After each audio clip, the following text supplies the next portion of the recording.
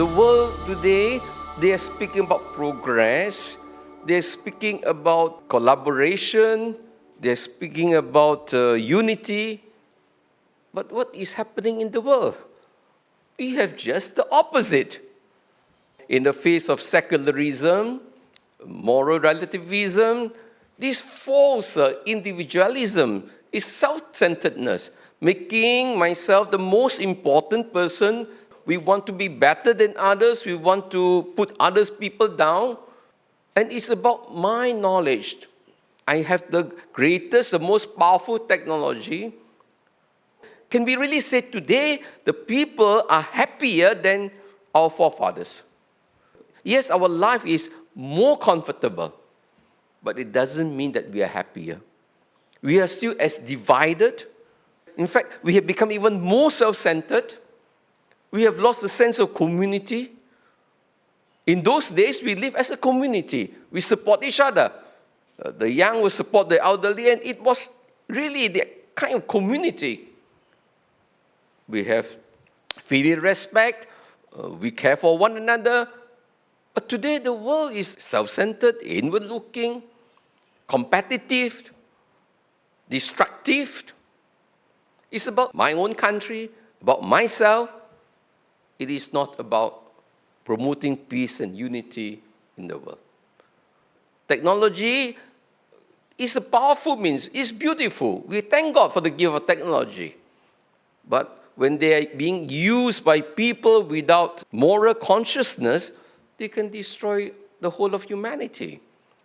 It has brought about division because people rely on themselves, on their knowledge, thinking that they can solve the world's problem. In fact, the world has more problems than ever before. They have not solved the world's problem. In fact, the world today, with all the modern technology, has become the most unsafe place to live in. What about security? What about military armament and so on? The more arms they have, the less secure we become. This irony, because man depends on himself. We have to ask ourselves this fundamental question. What will motivate us? What is it that will truly bring us happiness, meaning, and purpose in life? That is the ultimate question. You can have the whole world. You can have popularity. You can have money. You can have power. The truth is, those who are very powerful, they're the most insecure. That's why Jesus is the beautiful example of someone leading us the way. Let us turn to Jesus. He is the master. He has the art of living. And that is why, if you want to follow Jesus, take up your cross and follow me. The first thing is self-renunciation. Now, to renounce yourself is more than, Lent is coming. I won't take beer for the whole season of Lent. I won't take chocolates, I won't eat this, I won't eat that. Don't think that just because you renounce this, renounce that, then, I'm a good disciple. It is more than that. It is fundamentally renouncing yourself. In other words, don't put yourself as the center of your life. That's the point. So long as it's about you, you cannot find happiness in life. It is about others. You must not put yourself as the center of the universe. That is what the world is doing. I'm the center, and that is what the world is promoting today. It's me. You are not the center. Christ is the center. And Christ the center means the community, the body of Christ is the center. You are not the center. So how do you find life? When you are at the service of others, when you care for others, when you love others, when you serve others. The reason why we are worrying is because worry about ego, what will people think of me, am I pretty enough? We cannot control every situation. So some people say, plenty of worries. Most of the time it's about our ego. What will people say? What will people think? But if we are just focused on doing our best, according to what the Lord has given to us, conscience is clear, then there is nothing to worry.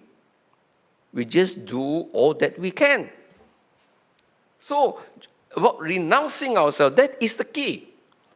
Of course, renunciation also calls for self-discipline. We need to discipline ourselves. We need to have control over ourselves. The lack of discipline will cause us precisely to be tempted by the world, to lose charge over ourselves. Then we are easily distracted. We all have crosses in life. Everybody has crosses. Everybody has some form of suffering and some struggles. Some of the things cannot be settled. Some of the problems cannot be resolved. So what do? We just carry a cross. We just have to dance around and we just have to circumvent and try to handle people's insecurity, woundedness. We just have to carry the cross. The cross sometimes cannot be overcome. And Jesus carried that cross. That's why he said, follow me. He carried the cross. He was the one who practiced self-denial. He was the one who actually put us as the center of his life. He put the Father as the center of his life. It was not about himself. And if we do that, then we will find life. So, is Jesus the center of our life? If he is, then let us do everything from that perspective. Then let us try to follow Jesus in walking that way of life. And then the moment when we sacrifice, the moment we give our lives for others, and as we die to ourselves and we see others coming up, so beautiful, so happy. The joy of sacrificing is to know that when others have actually made progress in life, become a source of service to the world, the person finds life.